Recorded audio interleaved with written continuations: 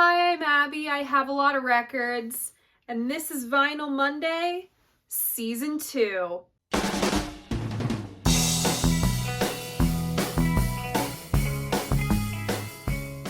So welcome back, or welcome if this is your first time here. Vinyl Monday is the series where once a week I sit down and just talk about records that I love.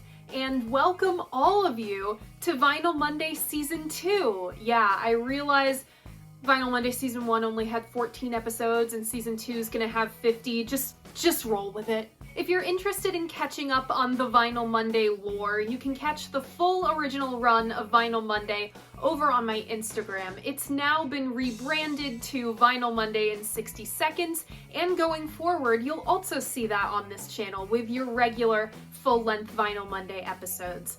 I'm posting Vinyl Monday in 60 Seconds here as well because I realize not everybody has the time to sit down and watch a 15 to 25 minute or 60 minute video on just one album, and that's okay. We're moving on up in the world. And I am so tired already. Anyway, you probably guessed what this week's record was from the sneak peek that I posted on my channel's community tab. If you want a sneak peek as to what next week's episode is going to be about, all you gotta do is watch to the end of this video. If you don't watch to the end, there's also a little hint on my community tab for people who like guessing. This week's record is Sgt. Beppo's, no. Sgt. Zippo Lighter, no. Sgt. Bananas, no. Sgt. Letters Completed Notes Club Band, no. Sgt. Pepper's Lonely Hearts Club Band by the Beatles. Now, I realize this album could constitute an entire big one in and of itself. I'm here with a disclaimer now. This video is going to be far from a deep dive, extensive, full retelling of the Sgt. Pepper's Lonely Hearts Club Band story. There's just so much information out there on the Beatles. They're one of the most well-documented bands in the world, and we just don't have the time for a deep dive every single episode. Not every album video can be the Layla video. I already took the plastic off in the A-roll, sorry about that, and I can't really do it again because, well, if you're new here, I break the plastic sleeves a lot. So I'm pretty sure my copy of Sgt. Pepper's is a repress. I actually got this at a flea market down by where I went to college. It was such a cool little place. So let's talk about this cover. Maybe one of the most iconic pieces of album art in rock and roll history. This cover was shot by Michael Cooper under art direction by Robert Fraser. You'll remember Cooper also did art for Their Satanic Majesty's Request by the Rolling Stones. Michael Cooper sure was busy in 1967. This is the group photo to end all group photos. This cardboard cutout party of notable figures in human history includes, but is not limited to, the following: Bob Dylan, Dylan Thomas, Einstein, Carl Jung, Marilyn Monroe, Diana Dore, who is often confused for Marilyn Monroe, Edgar Allan Poe, Lewis Carroll, Oscar Wilde, the Beatles again, but as wax figures this time, a doll dressed up in a Rolling Stone sweater, Laurel and Hardy, Karl Marx, and Aleister fucking Crowley. Oh, I got that in the first try! And this was supposed to have even more people in it. John Lennon wanted Jesus and Hitler on this cover. Needless to say, both of his requests were denied, as was George Harrison's request to include Mahatma Gandhi. And they didn't include Elvis because I'm still not sure if this is a joke or if this is legit, but Elvis wasn't included because he was too obvious of a choice. Honestly, as an Elvis fan, I can respect that. When you open up the gatefold, you have more photography by Michael Cooper, this beautiful group shot of all four Beatles in their little Sgt. Pepper's get-ups. According to John, two of the Beatles were zooted beyond this mortal plane in this group photo. and 2 weren't. And it's up to you to figure out which ones. There are also 2 notable inserts in this album. Inside, we have these adorable little cardboard cutouts by Blake and Hayworth, including a goofy cutout mustache, so you can be in the Sgt. Pepper's Lonely Hearts Club Band too. And here's another insert that everybody else overlooks. This is your standard paper inner sleeve that your disc would come in.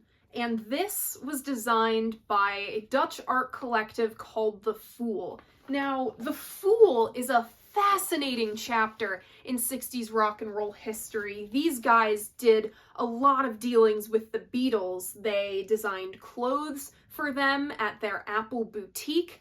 They painted instruments for them, and you can even see them, Marika and Simon to be exact, in the All You Need Is Love video. They even dressed the Beatles' in-laws. One of my favorite photographs from sort of the high psychedelia period is Patty and Jenny Boyd modeling for The Fool. This is their record. It was produced by Graham Nash, and God, is it weird. It's weird, but it's wonderful. I have a post on my blog detailing the short but very eventful history of The Fool, and you can read that through the link in my description. Okay, tangent over, back to the Beatles. And on the back cover, we have lyrics. We'll get to the significance of this a little bit later, but I guess I have to talk about the Paul is dead theory, don't I? Okay, so apparently this photo of the Beatles down here with his back turned to the camera,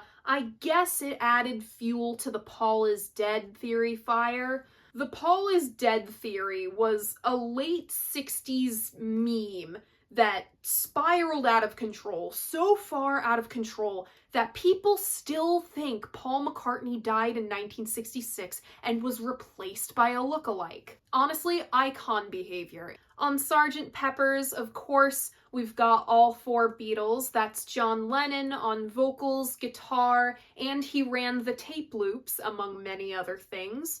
Paul McCartney on bass, vocals, piano, both the Lowrey and Hammond organs, among many other things. George Harrison on guitar, vocals, sitar, and many other things. And Ringo Starr with drums, various percussion, among many other things. All 4 Beatles are singing on this album. And all the songs on this were written by the prolific Lennon-McCartney duo, except for Within You Without You, which was written by George Harrison. The record was produced by George Martin. If you ask me, he's the 5th Beatle, and he also played the mellotron on this record, and was engineered by Jeff Emmerich. Alright, so let's set the scene. It's 1966 now, and with their previous releases, the group is doing pretty well at branching out from their standard rock and roll that they got famous for. There's been folk influences around since Beatles for Sale, and they've arguably perfected that on Rubber Soul. Then comes Revolver, and the Beatles are keeping a watchful eye on the birth of psychedelia. John is also going crazy on the tape loops, which you can hear in full force on Tomorrow Never Knows. This track is considered by many, including myself, as kind of a proto-Sgt. Pepper's. So let's talk influences. Gotta get one thing out of the way really quickly. Although these 2 groups were acquainted, it was never the Beatles versus the Rolling Stones. It was never Beatles versus Stones. It was Lennon and McCartney versus one guy, Brian Wilson. Pet Sounds by the Beach Boys was released in 1966, and although it wasn't universally loved by the world of music listeners, it caught on pretty fast among the realm of music makers, especially in the UK. Pet Sounds caught on a lot better on release in the UK than it did in the US. Brian and Lennon-McCartney had been doing this really cool back and forth friendly competition thing since as early as 1964. Rubber Soul and Revolver had inspired Pet Sounds, and in turn, Pet Sounds inspired Sgt. Pepper's. Meanwhile, George and then-wife Patty Boyd were getting super into Eastern philosophy, India, the whole Hare Krishna thing. George makes his first trip to India and picks up a bunch of new instruments. He incorporated the sitar into Norwegian wood on rubber sole, and that continued into Revolver. The Beatles had been on hiatus for 6 months before production on Sgt. Pepper's began. John was starring in his new movie. Paul was going on kind of a musical sabbatical, going around to all these Liverpool big bands and also listening to some of the psych rock bands. He also got into John Cage and avant-garde music. Of course, you got George going to India, and Ringo was just being Ringo. They were all experimenting with psychedelics, whether they meant to or not. Note the time that John, Cynthia, Patty, and George got dosed by their freaking dentist. And the press had begun speculating that the Beatles were breaking up. Nay, nay, I say.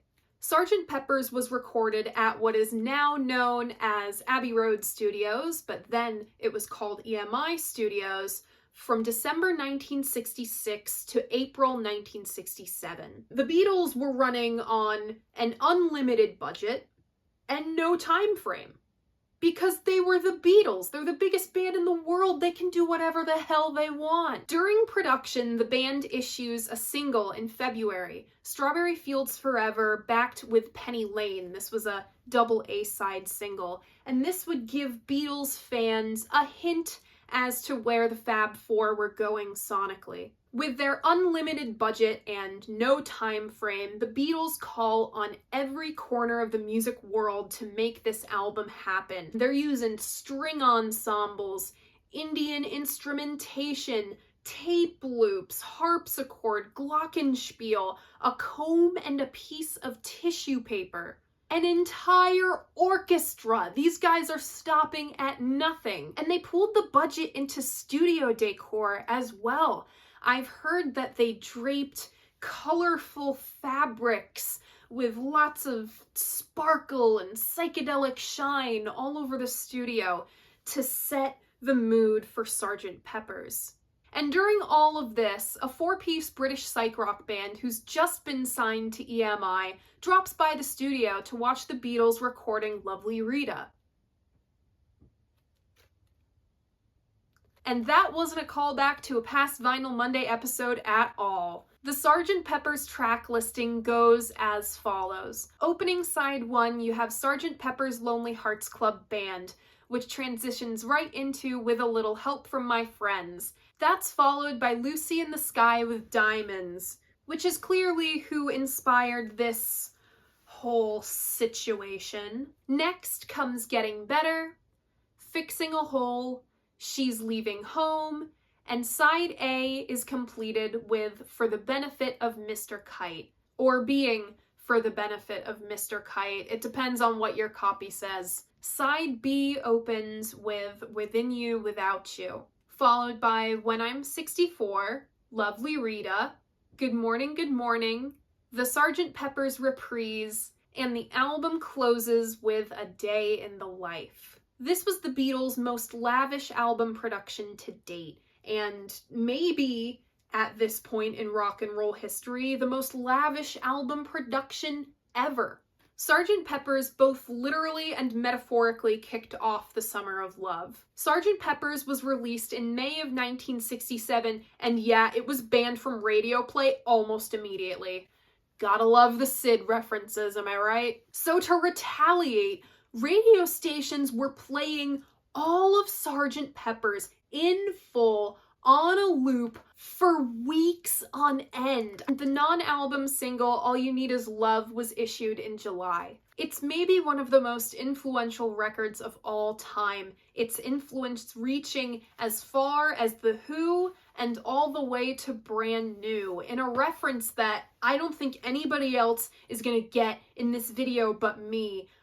Brand New concluded their record Deja Entendu. This is in the song Play Crack the Sky, where Jesse says, never to be any other way. and that's how the record ends, just like Sgt. Pepper's. And while I was writing this episode, I realized that Tally Hall's Marvin's Marvelous Mechanical Museum is basically Sgt. Pepper's if it were written in 2007 instead of 1967. You guys, Tally Hall is delightfully kooky. It's like Magical Mystery Tour era Beatles if they were making music in the mid to late 2000s. If you're a fan of all of the goofiest parts of Sgt. Pepper's, you gotta go check out Tally Hall and you gotta give Marvin's a listen. Now, this record's release ended up standardizing two things, the first of which being a uniform track listing from the US to the UK releases. So until 1967, releasing albums in the UK versus the US, it was two entirely different beasts. This is my very broken copy of US Rubber Soul. This track listing doesn't have Nowhere Man or If I Needed Someone, but it does have I've Just Seen a Face. This is my reissue of Revolver. It's got the standard track listing of the album, which started out as just the UK track listing. I think the US copies were missing I'm Only Sleeping and Your Bird Can Sing. Now, the reason that this difference would happen is because singles in the UK and the US wouldn't always be album tracks. This was usually a label's preference, and these albums would sometimes get entirely different packaging. If I can find it. This is the Beatles' second album. This is a US Beatles album, kind of a chopped and screwed with the Beatles. Capitol Records did this. They kind of chopped and screwed up these track listings and put them out as a bunch of compilation releases, because the more albums they release, the more money the label gets. The Beatles' first entirely uniform release from the UK to the US was Sgt. Pepper's, and this helped set the precedent across all of the music industry for uniform track listings. It also set the precedent for printing your song lyrics with your album. Most people will do this inside the gatefold or maybe on a lyrics sheet on the little sleeve that your disc comes in, or maybe on the back. So, for a long time, Sgt. Pepper's was my favorite Beatles album. I think it still is my favorite full Beatles album. The White Album is my current favorite, but it is a challenging listen from front to back. There's a lot going on the White Album, and I'll admit not all of it is great. I struggle with the White Album as a whole, but Sgt. Pepper's is a lot more digestible to me. Does that make sense? I think it says a lot about a group to make a song that is just uncoverable, and Lucy in the Sky with Diamonds is one of them. It is an incredible soundscape, and it's almost impossible to truly replicate. John double-tracking his vocals ends up being one of the most important things happening sonically on Sgt. Pepper's. John was a little insecure about his vocals, so he'd use double tracking to bolster them. This ended up becoming kind of a trope of psychedelic music. Within You Without You, if you ask me, is the end of a Beatles era.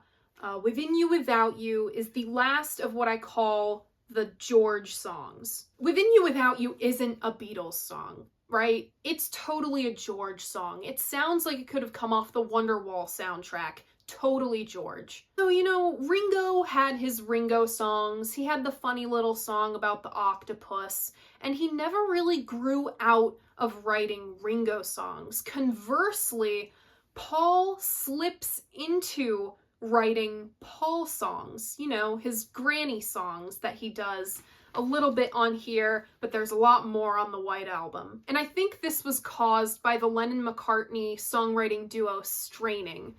Within You Without You is the last George song before the White Album, where George graduates to writing Beatles songs. After this, he's writing stuff like While My Guitar Gently Weeps, Something, Here Comes the Sun. That motherfucker don't miss. Speaking of Ringo, while he didn't write with a little help from my friends, I think that song is a perfect use of his voice. To sort of assign him the character of Billy Shears. It's kind of sweet. Even the filler is great. Getting Better and Fixing a Hole in particular, they serve a purpose in the track listing, right? You can't just go right from Lucy in the Sky with Diamonds to She's Leaving Home. You need that buffer in the middle. Hi, B-roll Abby, breaking the fourth wall here. I realized I completely forgot to talk about this when covering the side 2 highlights of Sgt. Pepper's. Yeah, Lovely Rita, underrated as fuck. Lovely Rita, the most underrated Beatles song. Lovely Rita fan club, rise up, population me, I am the president. I get a lot of my Vinyl Monday listening in when I'm getting ready for my other internet human obligations. And during these times where I'm just like sticking fake eyelashes to my face and listening to an album and I don't have to focus on anything else, I'll have these aha moments. It happened with Deja Vu, with the song 4 and 20, and it happened again with Sgt. Pepper's. I used to hate the song Good Morning, Good Morning. I used to skip it. But I get it now. Check out those guitars, and it's more of a distant cousin to It's All Too Much. And the animal sounds are such an obvious nod to Pet Sounds. There's lots of little nods to Pet Sounds in here, including those big hollowed out drums on With a Little Help from My Friends. This is even more apparent if you listen to the 2017 mix of Sgt. Pepper's. It's really interesting to hear across different mixes of A Day in the Life, which instruments are pushed in that crescendo. In the earlier mixes, like I have right here, it's the horns, but in the 2017 mix, it's totally the piano at the front of the mix. I mean, what is there to say about A Day in the Life that hasn't already been said? It's not my favorite song in the Beatles catalog, but I can agree with those who say it's the best. The Beatles made kind of an anthem for the human. It's like A Day in the Life is kind of like a group photo of the entire human race. It's not trying to make any grand sweeping statements about being a human. It's just a song about human life. About waking up, brushing your teeth, being late for the bus, having a smoke with a friend. It's a moment where the Beatles tapped into something a lot bigger than them. The Beatles are, 4 very special guys, but the whole was always so much more than the sum of its parts. Life flows on within you and without you, I guess. It's apparent that they had a lot of influences going on here, but it never feels self-indulgent. It feels like an ode to music itself. There's no negative space in this album, but it's not cluttered. And it all does loop back in a way to Paul's concept of the Sgt. Pepper's band. I always had this great picture in my head of an audience in an opera house and a revolving stage with a different act on each side. You've got a big Liverpool band on one, you've got a window into somebody's acid trip on another, there's a circus on one, there's a full orchestra. It's a magic show. It's one great big magic show. Is it a concept album? Maybe.